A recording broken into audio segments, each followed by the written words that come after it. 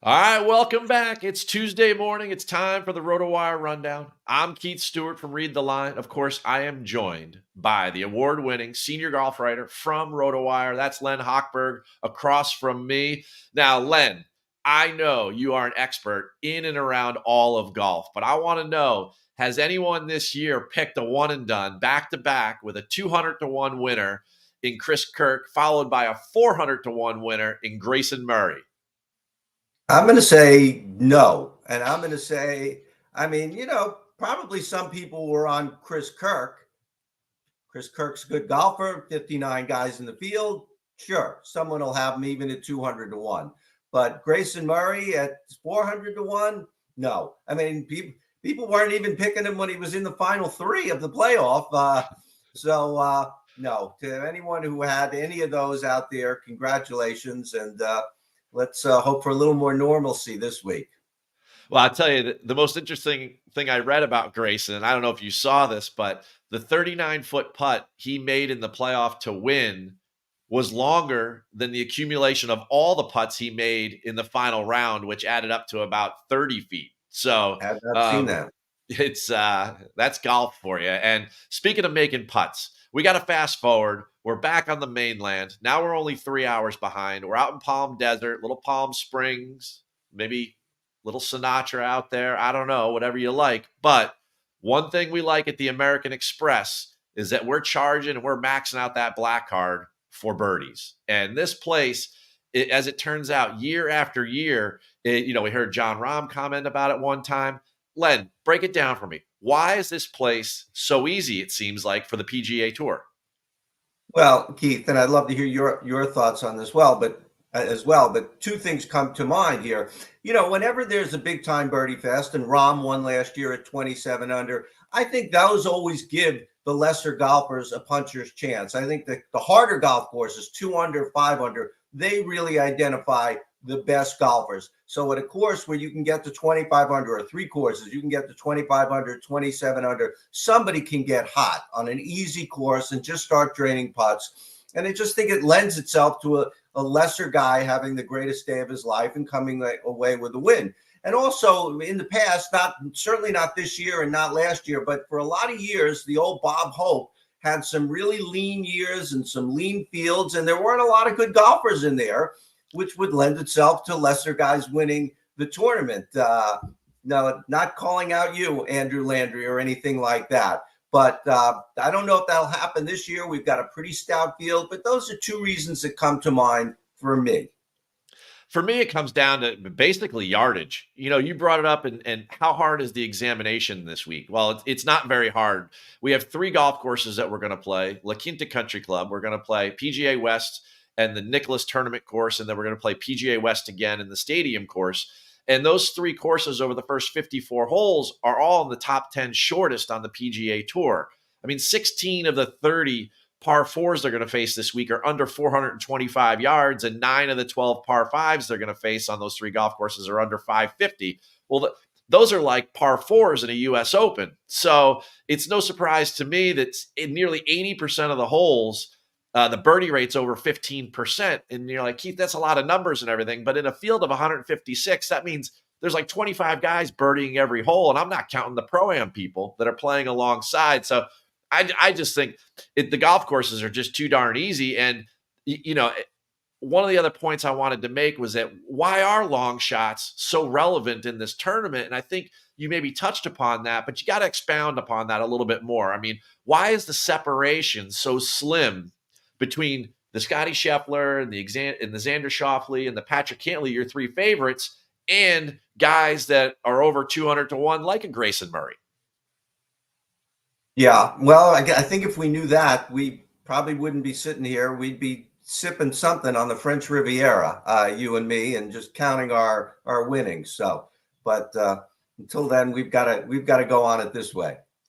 Well, there's no doubt. I mean, even the distraction of the Pro-Am format, the rotation to the 3 different golf courses, I think it's tough when you're just continually changing what's happening during the week, to get somebody like a Scotty Scheffler to be as comfortable as I'd like to be over 4 days at a major championship course. So I think the advantage just isn't there. And as a result, we might spend more time as we break down the names as we always do when we try to wrap up this little feast that we have in the rundown every Tuesday. I know you're probably going to spend more time down in the 7 and 6K range, but tradition is one thing in golf. So let's start at the 10K guys and break down the board for the DFS for me, and let me know and let everyone know that's listening in who you're featuring in your lineup cards this week. Well, Keith, I will say that I will try and get through this a little bit briefly, but my full article is up on RotoWire right now, 16 guys across all price ranges, and I explain my reasoning for picking each and every one of them. But starting at the top, I am going to avoid Scotty Scheffler once again. The highest price guy still, has not shown that he can get it done with the putter. He can get it done with the other 13 clubs better than anybody else. But until then, until we can see that he's going to start to make some putts and therefore be able to close out tournaments, it's going to be tough to justify his high price of over $11,000. I'm going to start with Patrick Cantlay, who's always played well here in the desert. This is an interesting year for Cantlay because he's got a lot on the line. First of all, it's about time he really make a dent in the majors, and if not, win one at some point. Yes, he had one good major, 2019 Masters, the year Tiger won. But other than that, he hasn't even mattered in the majors. And he's also put himself out as the face of the players on the PGA Tour. So he's got a lot of pressure, a lot going on. He just got married. Let's see what Patrick Cantlay can do. This is a good place for him. He's always done well here. Sung J.M. and Tom Kim, I also like at the top of the board. Getting into the 9,000s, JT Poston, you've really been on him the first couple of weeks of the year. The guy can make putts like nobody's business. Eric Cole, until he has a bad week, I'm going to say he's going to continue to have good weeks. And Shane Lowry making his stateside debut in 2024. I think this sets up nicely for him. He seems like a very, easygoing guy, likable guy. I think he'll have fun in the Pro-Am format. It's not for everyone. He could really throw some guys off their game. I think he's going to enjoy it and enjoy dealing with the crowd and his amateurs over 3 days before getting to Sunday. Quickly in the sevens, one guy I want to point out, Ryo Hizatsune, 21 years old, Japanese player, really coming on, has his tour card via the DP World Tour. He won in France earlier this year. He's had some good weeks, 6th in the Zozo. He's already up to 75th in the world. We've got to keep an eye on him, not just this week, but a lot of weeks going forward. And in the sixes, one guy I like, PGA Tour rookie, Alejandro Tosti from Argentina. We talked last week about the rookies and some of the bigger names. He's not one of the bigger names, but he might be the best of the bunch. He won on the Corn Ferry last year. He was 10th in Mexico. I think he's going to be a comer this year. And certainly as far as a $6,000 golfer, I like him this week. Now, I love to ask you one or two oddball questions during the rundown at some point. On the DFS board at matching prices, at least if I saw that correctly, we have Kevin Kisner and Michael Block. Now, I know that neither's going to make your card, but if you had to pick one or the other, I got to have some fun with you. Who would you take? Would you take the PGA professional or would you take the new NBC commentator? Gosh, that's a tough one. And I was surprised to see Kevin Kisner that low. I expected him to see him at 62, 63. He hasn't been playing well. He was hurt last year. He now seems to be transitioning from playing. But, and I would like to say that Michael Block did not just get a handout to get in this tournament. He was the section champ. He earned his way into this tournament. So it wasn't like a gift. But all that said, I think I don't think either one will be playing on Sunday, but I'd still have to go with Kisner until proven otherwise. Yeah, I got to take Kiz myself. I mean, there's a difference between being a tour pro and being a club pro. So at the end of the day, I think Kisner's, 5, 6-time winner on tour. I think he's definitely earned our respect and our vote there. Now, as far as my end, when it comes to the betting side of things, I know you want some names as well. I'm going to go Triple Taylor on you this week. Yes, I know it sounds crazy, but when you look at the pre-tournament odds on average over the last 10 years, it's like, 135 to 1. 6 of the winners have been over 66 to 1. So we got to go a little further down the board if we're going to give ourselves the best chance. I mean, don't get me wrong, Patrick Cantlay's pretty good in the desert, but this tournament tends to reward guys that get hot with the putter. They like the rotation of the golf courses, and there's 3 guys I have my eye on. The first one comes in right around 50 to 1, and that's Taylor Montgomery. He was a guy a year ago that racked up some top 10s in the fall, and then he kind of like just fell off the map. Well, his ball striking went away. The putter never went away, but the ball striking went away. Well, the ball striking's back. He was second in approach last week. He was like 10th tee to green in the field at the Sony.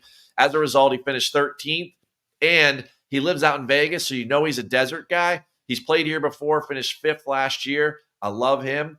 I also saw some really nice things out of Taylor Pendrith last week, who's coming in at 90 to 1. He finished 10th at the Sony. He had a really strong fall. In fact, I was talking about him here going into the RSM Classic to close out the season, but he's had 4 top 15s in his last 5 starts, hitting the ball really well. Another guy with his like uber length could take advantage of some of these golf courses, certainly the par 5s.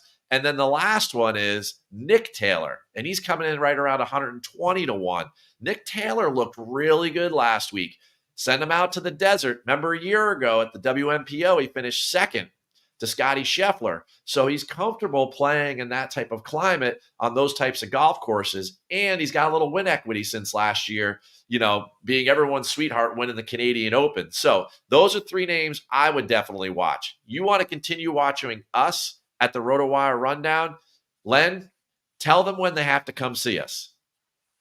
We are here every Tuesday morning at 11:15 East Coast time, 8:15 my time, bright and early. Get up for you guys. But no, we're here every Tuesday morning. We'll be back next week for the Farmers and then going forward for the rest of the season as well. You can see us on my Twitter page, on the RotoWire Golf Twitter page, on the RotoWire Facebook page, and also the RotoWire Golf YouTube page live. And pick one. Yeah, no doubt. You can find me all the time. I'm your host, Keith Stewart of the RotoWire Rundown. So glad to be joined each and every week by Len Hochberg from RotoWire. You want to find me? You just read the line. If not, come check us out again next week at the Rundown.